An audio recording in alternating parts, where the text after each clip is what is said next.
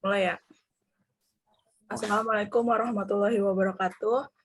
Di sini kami akan menjelaskan materi kelompok kami, yaitu membuat daftar pustaka. Sebelumnya, izinkan saya untuk memperkenalkan teman saya.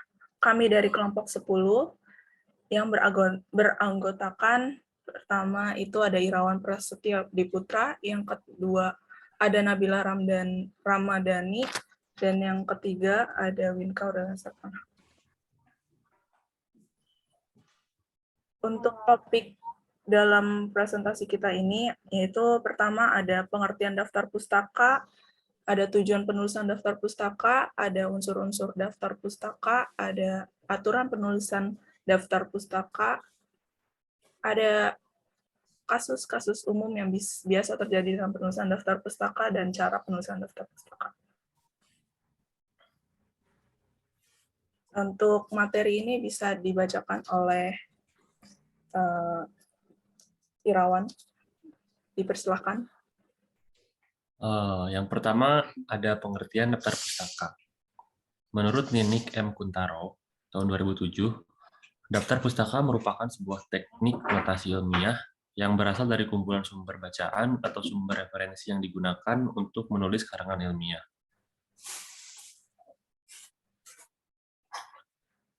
Dan materi kedua, ada tujuan penulisan daftar pustaka.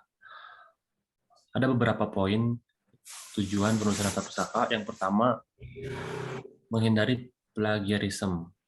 Dengan menulis sumber referensi yang kita gunakan untuk menyusun karya ilmiah, berarti kita sudah menjelaskan bahwa memang pernyataan yang dituliskan berdasarkan dari sumber tertentu, bukan hasil plagiarisme atau plagiat.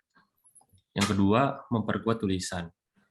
Dengan adanya daftar pustaka yang sudah jelas, karya ilmiah yang telah tersusun juga akan semakin kuat. Sebab penulisan argumen bukan hanya berasal dari diri sendiri, tetapi dikuatkan dengan pernyataan yang sebelumnya sudah disampaikan oleh para ahli. Poin yang ketiga, ada penghargaan bagi pengarang. Selain menghindari plagiarisme, penulisan daftar pustaka juga bertujuan untuk memberikan kredit khusus bagi pengarang buku, artikel, atau yang lainnya. Dan yang keempat, membantu pembaca.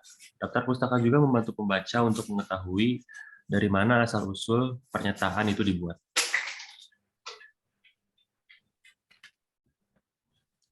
Unsur-unsur di dalam daftar pustaka, yaitu ada nama pengarang dari buku atau sumber yang lainnya adalah unsur pertama yang harus dituliskan di dalam daftar pustaka. Ketentuan penulisan nama pengarang adalah dengan nama belakang diletakkan di depan lebih dulu. Kemudian dilanjutkan nama depan dan nama belakang dipisahkan dengan tanda koma. Contoh, Rahmat, Jalaluddin.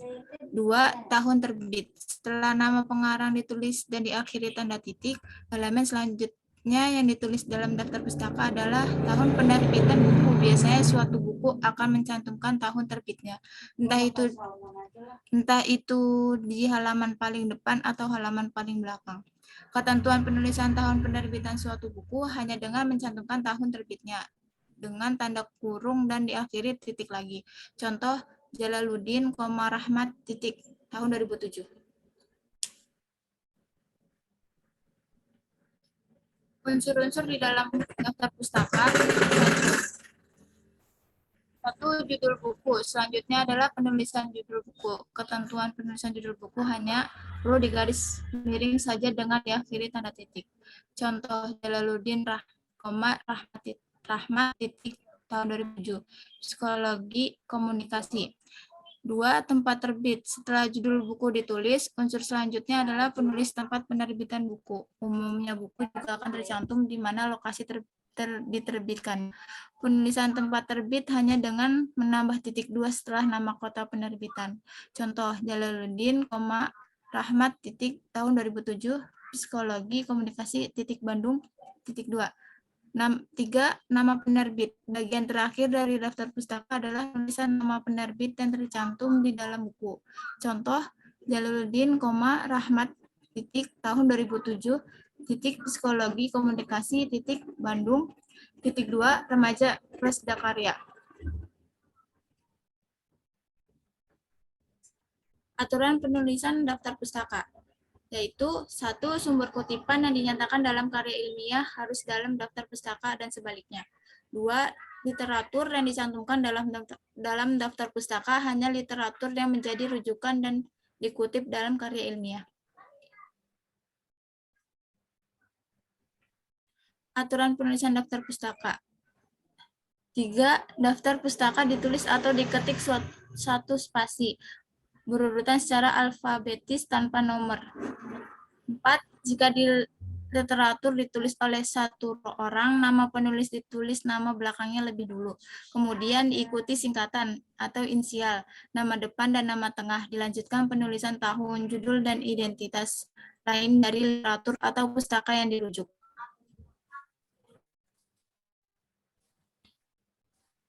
5. Jika literatur ditulis oleh satu orang, nama penulis ditulis nama belakangnya lebih dulu, kemudian diikuti singkatan atau inisial, nama depan dan nama tengah, dilanjutkan penulisan tahun, judul, dan identitas lain dari literatur atau pustaka yang dirujuk. 6. Cara penulisan setiap daftar pustaka berbeda-beda, bergantung pada jenis literatur atau pustaka yang menjadi referensi.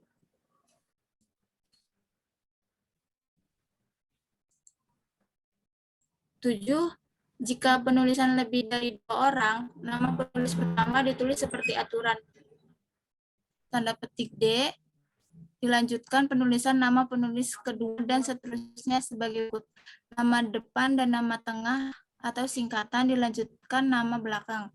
Atau untuk penulis kedua dan seterusnya, penulisan nama depan atau tengah atau singkatan dan nama belakang tidak perlu dibalik seperti penulis pertama.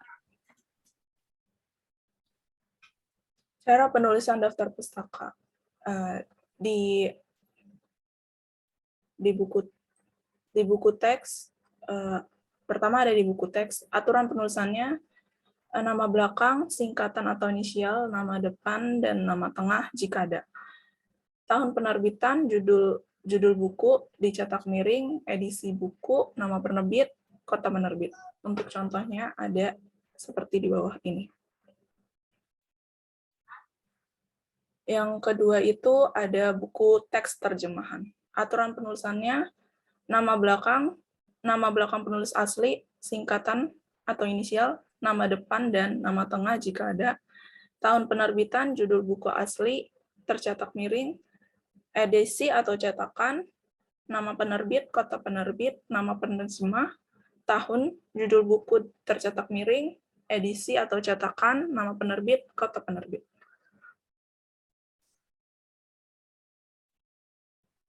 Yang ketiga ada buku terbitan lembaga atau badan atau organisasi. Untuk aturan penulisan, nama lembaga, badan, organisasi, tahun penerbitan, judul buku tercetak miring, edisi atau cetakan, nama penerbit, kota penerbit.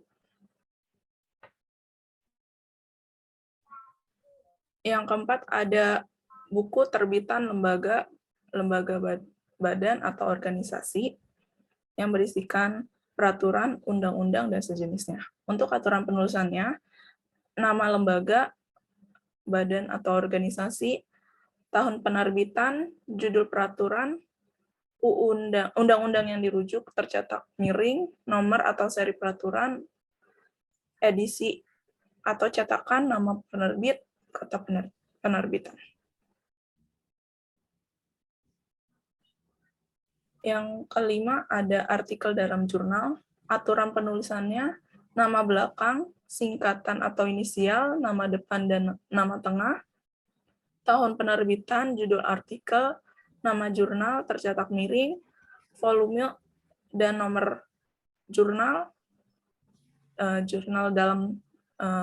nomor jurnal dalam tanda kurung, nomor halaman artikel dalam jurnal. Kasus-kasus umum yang terjadi dalam penulisan daftar pustaka yaitu pertama tidak adanya nama penulis atau pengarang. Terkadang suatu sumber yang diambil tidak diketahui siapa nama pengarangnya. Ketika ada kasus seperti ini, maka cara penulisan daftar pustaka tanpa penulis langsung dimulai dari judul buku dan disusul tahun terbit.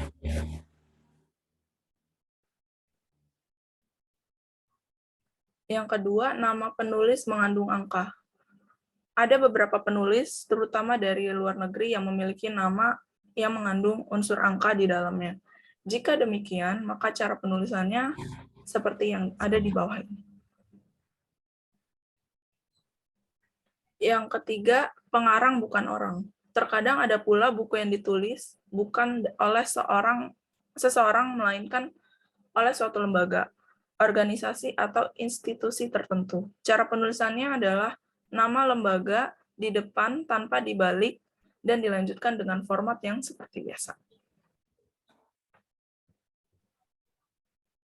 Yang keempat, ada buku edisi. Terkadang ada beberapa buku yang sudah diterbitkan ulang di tahun yang berbeda, tetapi isinya tetap sama. Ketika ada kasus seperti itu, maka penulisannya seperti biasa, tetapi di belakang judul buku dicantumkan keterangan edisi ke, dengan tambahan tanda kurung dan tahun sesuai penerbitan.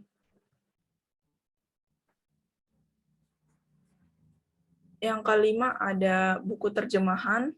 Di setiap negara biasanya terdapat buku-buku asing yang telah diterjemahkan sesuai dengan negara buku itu dijual. Jika menemui hal seperti itu, maka format penulisannya seperti di bawah ini. Sekian dari penjelasan kelompok kami, kurang lebihnya mohon maaf. Wassalamualaikum warahmatullahi wabarakatuh.